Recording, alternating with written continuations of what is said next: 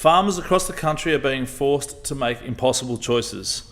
Do I plant this season, knowing the diesel may not arrive? Do I feed my livestock or risk the health and welfare of my animals? But this isn't just a fuel or farming crisis. We have families worried about putting food on the table.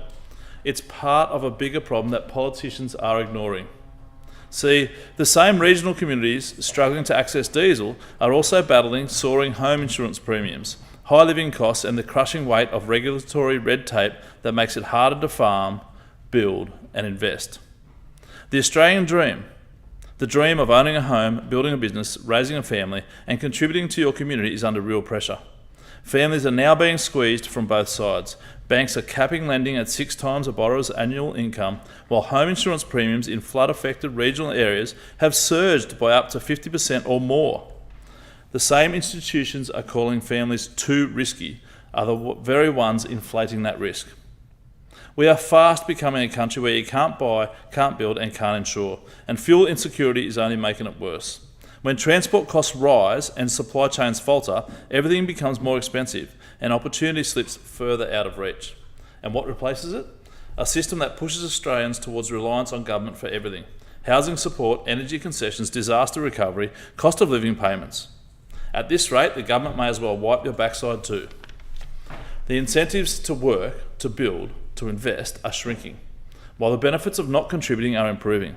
This is how you turn a nation of workers into wards of the state, and a nanny state at that.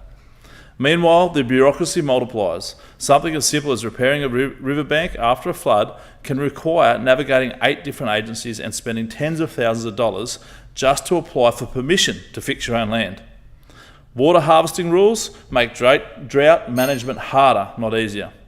Productivity is collapsing under the weight of permission, and when productivity falls, so too does our ability to produce fuel, move fuel, and keep costs down.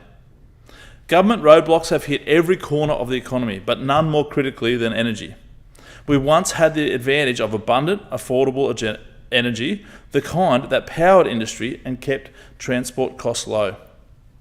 Now governments are chasing ambitious climate targets with more vigour than the world's biggest polluters, despite acknowledging that Australia's emissions have no meaningful influence on global outcomes. And yet it is our industries, our transport networks, and our regional communities who bear the cost. The mums and dads, they pay higher fuel prices, they face tighter supply and increased uncertainty. As more wind and solar are forced into the grid through taxpayer subsidies, coal is pushed into an increasingly unstable role, ramping up and down to cover intermittent supply. You guessed it, costing families more.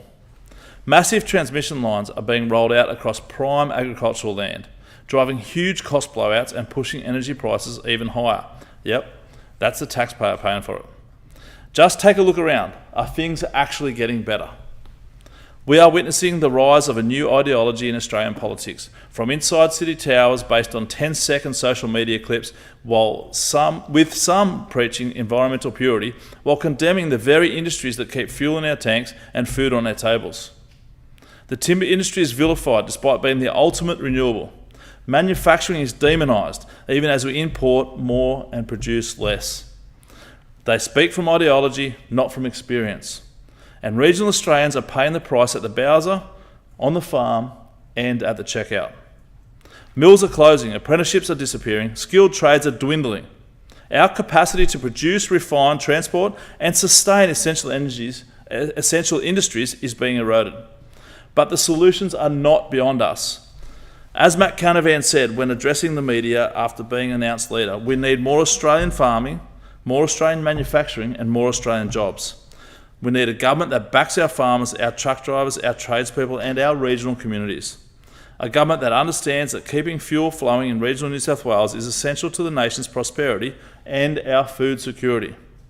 Australia isn't missing talent, resources, or grit. It is missing a government willing to get out of the way. The Aussie dream still lingers. It simply needs politicians with the gumption to build it back into policy, rather than be talked out of it for fear of not being politically correct or social media relevant.